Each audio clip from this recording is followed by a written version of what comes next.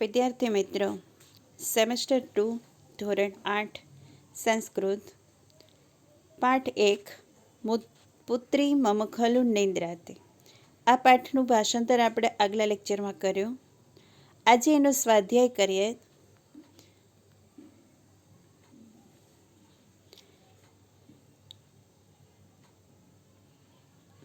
નીચેના શબ્દોનું મોટેથી ઉચ્ચારણ કરો એ પ્રશ્ન નંબર 1 છે. સાથે સાથે બોલજો. નિંદ્રાતિ, નિંદ્રાતિ. શ્રાંતા, શ્રાંતા. ક્લાંતા, ક્લાંતા. સ્નિગ્ધા, સ્નિગ્ધા. ઉચ્ચૈઃ, ઉચ્ચૈઃ. મૃદુલા, મૃદુલા. સ્પૃશ, સ્પૃશ. શોભનગાત્રી, શોભનગાત્રી. પ્રશ્ન નંબર 2. નીચેના પ્રશ્નોના જવાબ આપો. પુત્રી કિમ કરોતે? તો જવાબ છે પુત્રી નિંદ્રાતી અથવા તો પુત્રી નિંદ્રામ કરોતે. કિમ છે એની જગ્યાએ નિંદ્રામ પણ લખી શકાય અને નિંદ્રાતી એ પણ ક્રિયાપદ છે. પુત્રી નિંદ્રાતી, પુત્રી સૂતી છે. પ્રશ્ન નંબર 2. કર્કશઃ કંઠઃ કસ્ય અસ્તિ? કર્કશ એટલે કઠોર. કઠોર કંઠ કોનો છે? કંઠ એટલે અવાજ. કઠોર અવાજ કોનો છે? તો જવાબ છે વાયસસ્ય કંઠઃ કર્કશઃ અસ્તિ અથવા તો કર્કશઃ કંઠઃ વાયસસ્ય અસ્તિ. બે રીતે લખી શકાય. જવાબ છે એનો કાગડાનો કંઠ એટલે કે અવાજ, કર્કશ એટલે કઠોર છે. પ્રશ્ન નંબર 3. બિડાલહ કિમ કરોતિ? બિલાડો શું કરે છે? બિડાલહ મ્યાઉ મ્યાઉ ઇતિ ઘોર વિરાવમ કરોતે. બિલાડો મ્યાઉ મ્યાઉ એવો ભયંકર અવાજ કરે છે. પ્રશ્ન નંબર 4. ભૌ ભૌ કહ વદતે?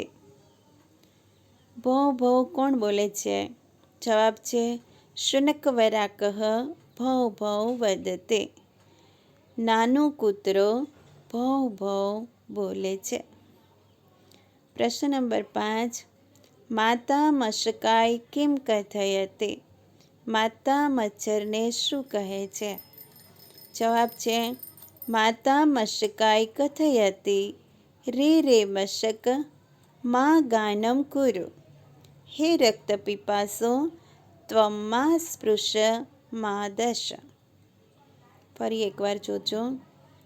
માતા મશકાય કથયતિ રે રે મશક મા ગાનમ કુરુ. હે રક્તપિપાસો ત્વમ મા સ્પૃશ મા દશ. માતા મચ્છરને કહે છે, અરે ઓ મચ્છર, ગીત ગા નહીં. હે લોહી તરસ્યા, તું સ્પર્શ ના કર, ડંખ પણ ના દે. પ્રશ્ન નંબર 3. યોગ્ય જોડકા જોડો. વાયસઃ.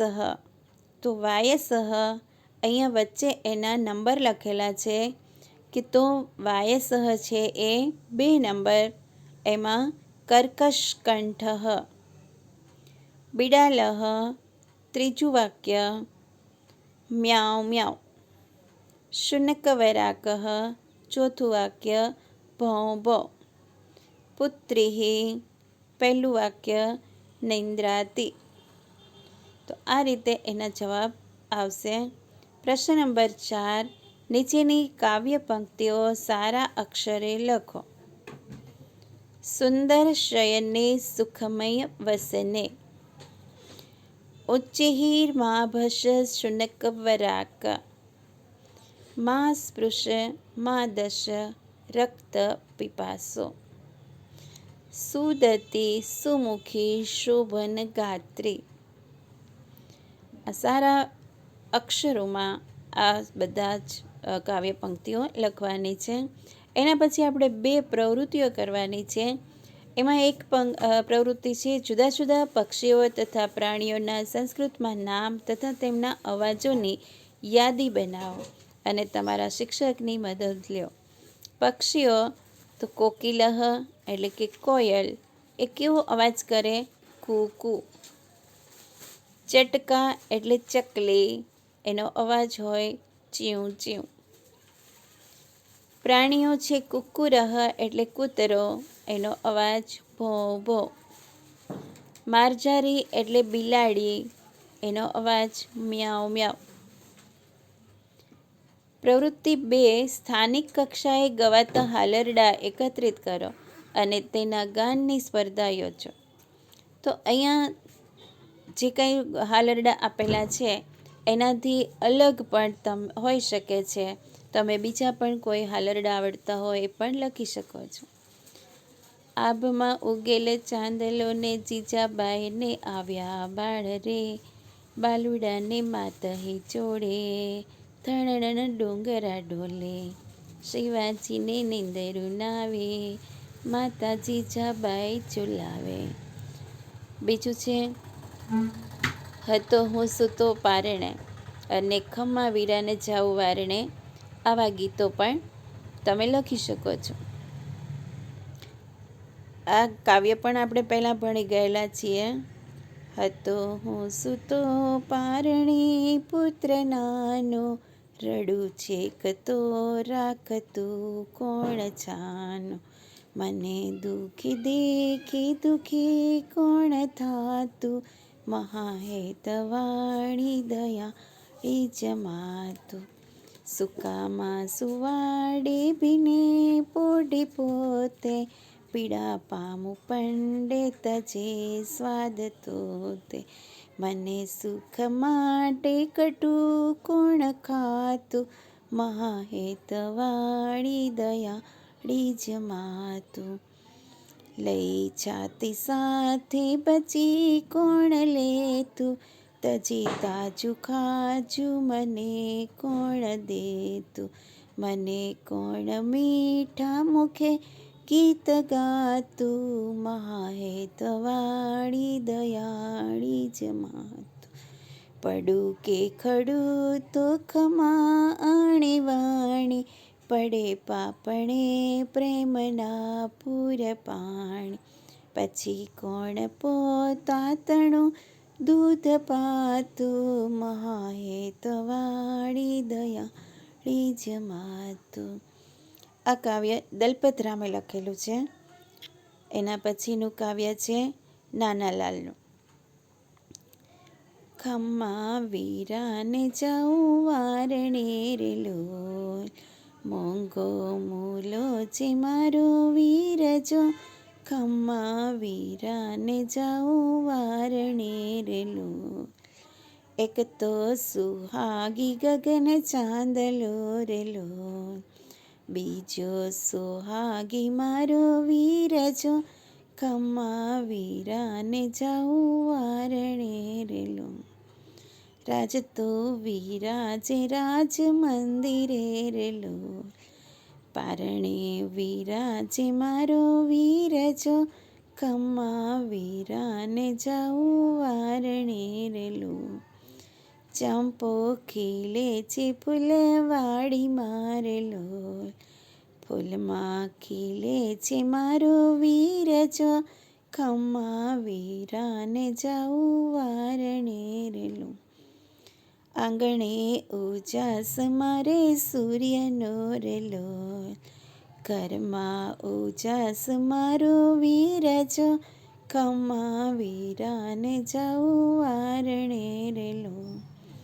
એક તો આનંદ મારા ઉરનો રે લોલ, બીજો આનંદ મારો વીર જો, ખમ્મા વીરાને જાઉં વારણે રે લોલ.